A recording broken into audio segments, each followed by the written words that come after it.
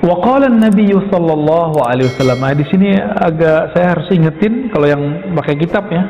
Di kitabnya ada beberapa salah ketik ini.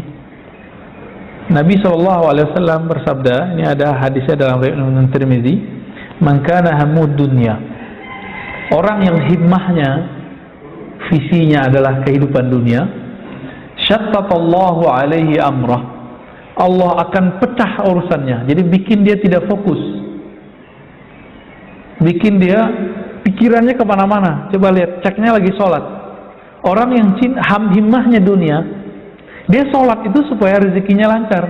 Jadi bukan karena ingin nyembah Allah. Orang-orang ini kalau dikasih ijazah sama gurunya surat Waqiah, itu surat Waqiah itu kan nama Allah, bukan untuk dia tadaburi. Tapi niatnya cuma satu, sebagai rezekiku lancar. Nah, dikasih wiridan sama guru, sholawat dong kamu. Dia sholawat bukan karena cinta Nabi, tapi karena dia pengen duitnya banyak. Nah, ini orang-orang yang disebut syattatallahu amrah. Maka orang ini kalau zikir nggak pernah fokus, sholawat nggak pernah cinta, nggak pernah rindu. Nah, itu syattata. Kolbunya dibuat nggak bisa fokus ya. Dalam urusannya jadi banyak, syattata alaihi amrah. Maka urusannya jadi macam-macam, jadi ribet. Seharusnya mudah jadi ribet. Nah, di sini tertulis wajahila faqrah. Nah, ini salah ketik ya, yang benar waja'ala faqrah. Ini kalau di kitab saya. Baina ainai.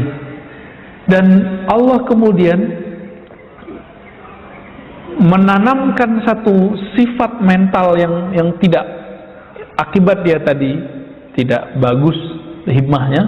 Mental apa? Mental kefakiran di sininya. Baina ainai. Di bagian otak depannya itu yang kita sebut korteks lebih kurang ya, itu di bagian sini itu angan-angannya jadi kayak mental miskin. Orang mental miskin gimana? Orang mental miskin gimana? Mau dia kaya, pengen dapat lebih, maka mental miskin ini dikasih berapa aja nggak puas-puas. Ini yang kita sebut tamak. Ditamak. Maka saya sering nanya, di bulan puasa kita pernah buat kajian Mukhtasar Ihya, dan saya nanya, mungkin masih ingat, yang koruptor itu, korupsi itu orang kaya apa orang miskin? Orang kaya ya, bener. Orang miskin apa yang mau dikorupsi? Jabatan gak punya.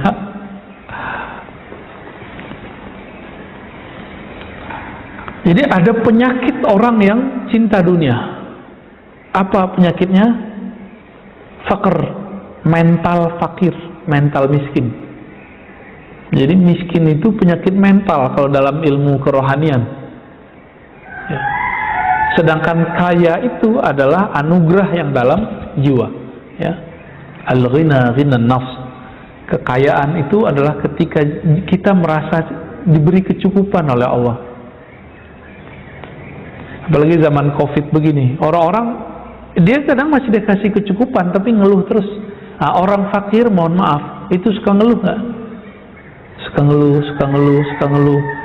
Allah sudah cukupi masih ngeluh, takut orang lain minjem sama dia ya, maka dia ngeluh. Kalau nggak mau minjemin nggak usah dipinjemin, nggak usah ngeluh ya.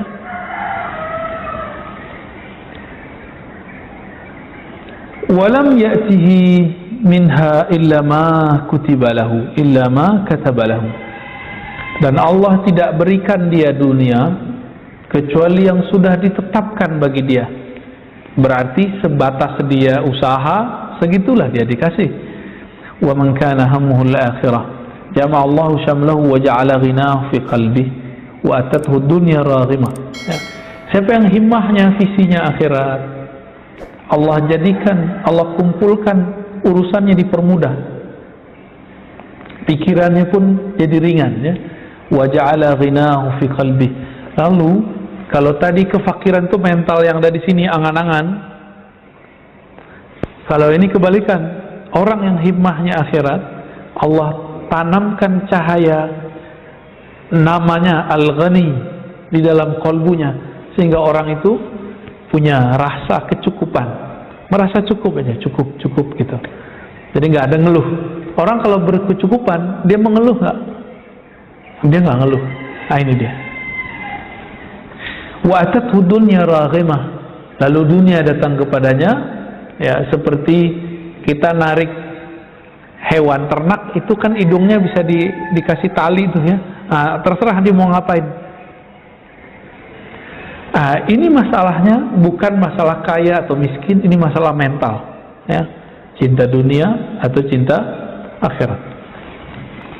Wa qala sallallahu alaihi wasallam, man ahabba dunya adarra bi akhirati. Ya.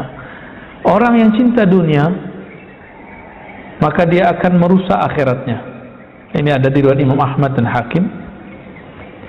Wa man ahabba akhiratah adarra bi dunya. Siapa yang mencintai akhirat, dia akan mengorbankan dunianya. Wa kataba ba'dahu, apa lafaz berikutnya, ya, fa'atharu ma yabqa ala ma yafna. Fa'athiru, ya, maka dahulukan apa yang kekal terhadap yang fana. Yang kekal yang mana? Yang akhirat, ya.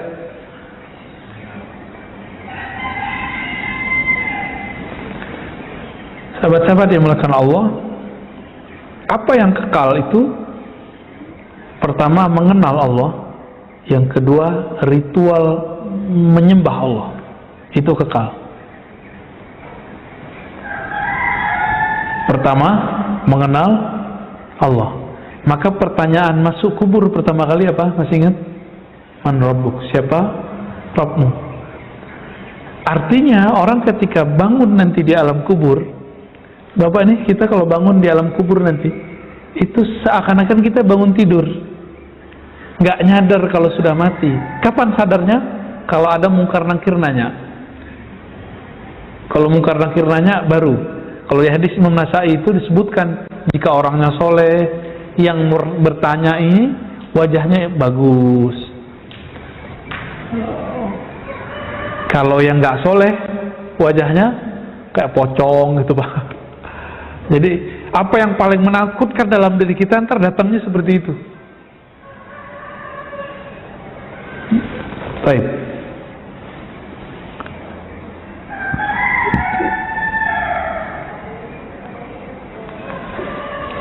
Namun sekarang orang mendahulukan ritual penyembahan daripada menyembah yang mengenal yang disembah. Yang pertama apa dulu dong seharusnya? Mengenal yang disembah. Itu yang Nabi ajarkan 13 tahun di Mekah. Di Madinah cuma 10 tahun lewat sedikit, itu baru diajarkan syariat. So, berarti di situ anak gadis nih, jangan langsung disuruh pakai jilbab. Ajarin dulu dia mengenal Allah yang menyuruh pakai jilbab. Nanti dia akan pakai jilbab dengan senang hati. Gitu. Ya kalau dia nggak pakai itu urusan dia nanti kalau sudah dewasa kan, kecil. Jadi jangan langsung dipakai-pakain mulu. Ajarkan dulu ilmunya, siapa yang nyuruh, untuk apa gunanya. Jangan dibalik. Anak kecil jangan main suruh langsung, kan di hadisnya begitu. Kalau anak 7 bangunin, kalau 10 nggak bangun dipukul. Itu bab fikihnya, bab taklim fikihnya. Tapi di bagian lain kan ada, agar mengajarkan anak-anak ma'rifatullah. Ngajarin anak ma'rifatullah jangan yang tinggi-tinggi dulu, yang sederhana-sederhana, ya. Baik. Setelah ini riwayat-riwayatnya kurang sahih. Ada satu yang bisa dipakai. Hubbud dunya ra'su kulli khati'ah. Cinta dunia adalah awal pokok dari semua kesalahan.